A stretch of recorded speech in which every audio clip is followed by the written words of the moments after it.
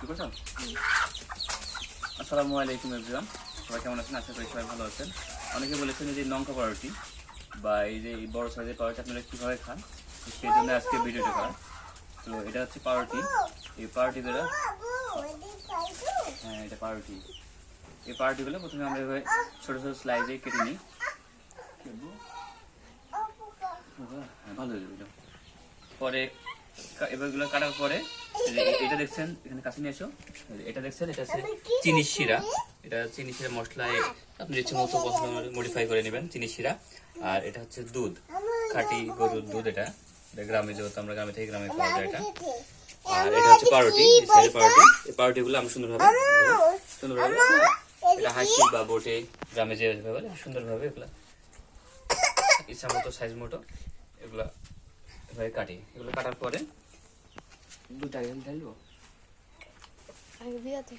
দিয়ে দিই। দেওয়ার পরে এগুলো হচ্ছে যে আমরা চিনি ছিঁড়াতে এগুলা ছেড়ে দিই। এগুলো আপনি ছোট বড় যার যেরকম সাইজ, যে যেরকম খাবেন সেভাবে পছন্দ মতো দিবেন। এগুলো দেওয়ার পরে এরপর আবার হচ্ছে যে আমরা দুধটা ছিটিয়ে দেবো। আদু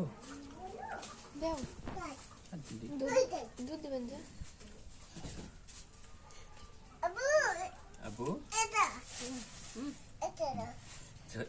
হ্যাঁ রাখো। হ্যাঁ এরপরে যে খাঁটি গরুর যে দুধ, শরটা আলাদা করে ছেড়ে দিই। আবু তুমি শর খাবে?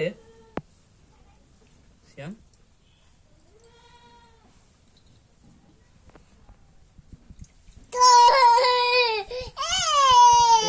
আমরা আবু সর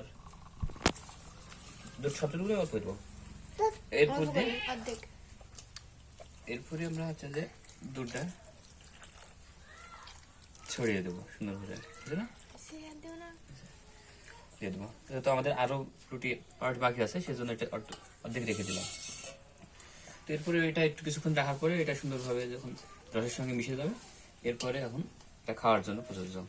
এটা হচ্ছে যে নাটোরের ঐতিহ্যবাহী লঙ্কা পাউরুটি। তো এইভাবে আপনারা বাসায় বানিয়ে খাবেন, খুবই টেস্ট। তো এই ছিল আজকে, ধন্যবাদ। আল্লাহ হাফেজ।